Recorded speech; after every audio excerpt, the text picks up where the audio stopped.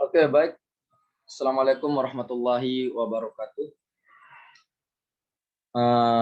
Selamat pagi, saya Muhammad Farroji, mahasiswa Ilmu Pemerintahan Universitas Muhammadiyah Yogyakarta, kelas A, mata kuliah Pengadaan Barang dan Jasa yang diampu oleh Pak Dr. Muhammad Zainuri, MSI.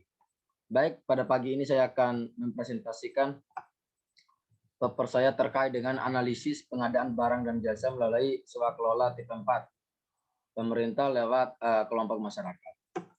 Langsung saja pada slide pertama, latar belakang. Pengadaan barang dan jasa merupakan suatu proses pengadaan untuk mendapatkan barang dan jasa yang diinginkan dengan menggunakan pemikiran yang sistematis, logis, etika yang berlaku maupun norma yang berlaku berdasarkan proses pengadaan yang baku maupun metode yang akan digunakan. Pada abad yang ke-21 dan perkembangan industri 4.0, sekarang ini sistem pelayanan pemerintah semakin dipermudah, bahwa dalam pengadaan barang dan jasa pemerintah mempunyai peran penting dalam pelaksanaan pembangunan nasional untuk meningkatkan pelayanan publik dan mengembangkan perekonomian nasional maupun daerah.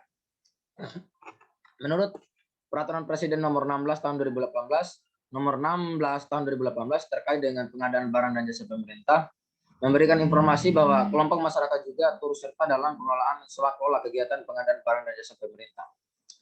Pengadaan barang dan jasa pemerintah selama ini hanya fokus pada peran kementerian dan lembaga pemerintah daerah saja, dan kurangnya ikut serta kelompok masyarakat dalam pembangunan suatu wilayah. Adapun rumusan masalah pada paper ini yaitu bagaimana proses pengadaan barang dan jasa pemerintah melalui swakelola pemerintah yang dilaksanakan serta diawasi oleh kelompok masyarakat.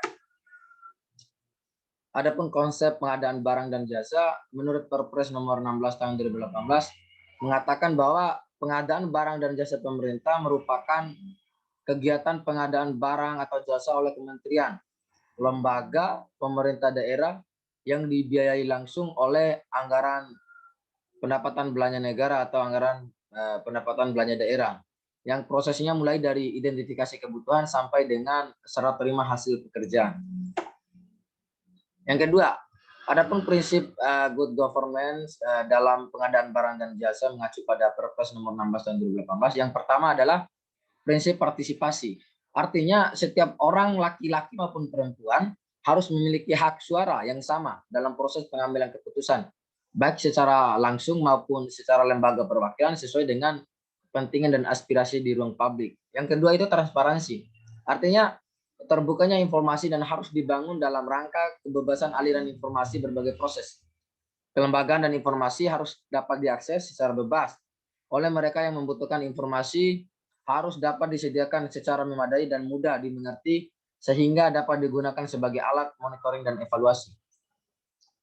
Adapun prinsip yang ketiga adalah akuntabilitas. Artinya para pengambil keputusan dalam organisasi sektor pelayanan dan warga negara madani memiliki pertanggungjawaban kepada publik sebagaimana halnya kepada stakeholder. Pertanggungjawab tersebut berbeda-beda, tergantung pada jenis keputusan organisasi bersifat internal dan eksternal. Adapun aspek yang keempat adalah kemandirian. Artinya dalam pelaksanaan peran dan tanggung jawabnya pemerintah harus bebas dari segala bentuk kemungkinan atau potensi menimbulkan benturan kepentingan. Hal ini diperlukan untuk memastikan bahwa pengambilan keputusan dilakukan secara independen, bebas dari segala bentuk tekanan pihak lain manapun. Yang terakhir, adapun aspek pertanggungjawaban. Artinya organisasi harus memenuhi peraturan perundang-undangan serta melaksanakan tanggung jawab terhadap masyarakat dan lingkungan sehingga dapat terpeliharanya kesinambungan usaha dan jangka panjang serta setiap individu bertanggung jawab atas segala tindakan sesuai dengan yang telah ditetapkan. Adapun yang ketiga, implementasi proses pengadaan. Yang pertama itu tahap perencanaan. Bagaimana sebelum kita melakukan tahap persiapan dilakukan perencanaan. Bagaimana barang dan jasa itu dilakukan perencanaan. Setelah itu tahap persiapan. Kesiapan material, kesiapan fisik dan lain sebagainya. Dan yang terakhir itu tahap pelaksanaan. Bagaimana proses pelaksanaan barang dan jasa itu sampai ke tingkat kelola yang dilakukan oleh kelompok masyarakat. Nah, ini adapun prinsip-prinsip pengadaan barang dan jasa. Prinsip efektif, bagaimana keefektifan dari para swakelola, efektifnya anggaran, transparansinya anggaran, terbukanya bersaing, bagaimana bisa bersaing dengan pasar, adil, bagaimana kita secara adil dalam memperlakukan proses pengadaan ini dan akuntabel dapat dipertanggungjawabkan setiap swaklo yang dilakukan oleh kelompok masyarakat. Ya, masuk pembahasan. Dalam pembahasan ini ada beberapa pembahasan yang saya bahas di sini.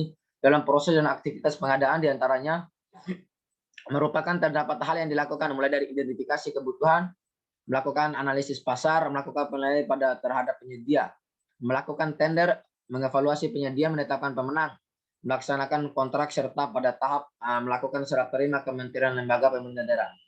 Penyedia atau kelompok organisasi masyarakat yang secara bersamaan sebagian dalam proses pengadaan, mulai dari identifikasi kebutuhan, pada saat perencanaan, pengadaan, maupun sampai dengan proses serah terima yang hasil pekerja yang telah dilakukan. Artinya, di sini bagaimana proses keterlibatan kelompok masyarakat dalam tipe 4 ini, swaklola ini, artinya mulai dari identifikasi sampai dengan proses pengerjaan, di mana partisipasi dan proses kelompok masyarakat ambil adil dalam pembangunan yang lewat pengadaan barang dan jasa ini.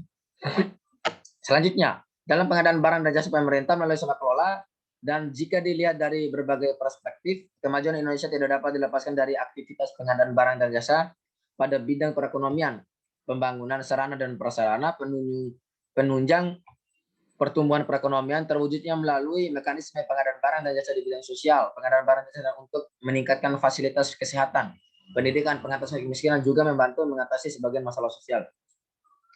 Artinya, dengan adanya pengadaan barang dan jasa yang dikelola langsung oleh kelompok masyarakat ini dapat menunjang pertumbuhan ekonomi dan juga sebagai upaya wujud dari pembangunan di bidang infrastruktur, sarana dan prasarana, meningkatkan fasilitas kesehatan, pendidikan, dan mengentaskan kemiskinan. Pada pengadaan barang dan jasa bisa dinilai sebagai masalah krusial, sepertinya ditemukannya kasus-kasus besar penyimpangan dalam pengadaan barang dan jasa. Data yang dilansir dari media dan Institut Pemberantasan Korupsi menunjukkan bahwa sekitar 20-30% dana APBN dialokasikan untuk mengadakan pengadaan barang jasa institusi pemerintah tidak dapat dipertanggungjawabkan, baik dari aspek administrasi maupun dari aspek substansi. Artinya, jika kita melihat dari data yang ditunjukkan oleh korupsi itu dari KPK, bahwa jika pengadaan barang dan jasa dikelola oleh kementerian atau lembaga, artinya terjadinya penyimpangan yang sangat besar, tingkat KKN yang semakin meningkat karena tingkat kepercayaan masyarakat terhadap pengelolaan barang dan jasa lewat jasa kelola kementerian itu ya tidak bisa dipercayai. Artinya dengan hadirnya tip 4 ini, kelompok masyarakat bisa berpartisipasi aktif dalam mengawasi pengadaan dan barang dan jasa.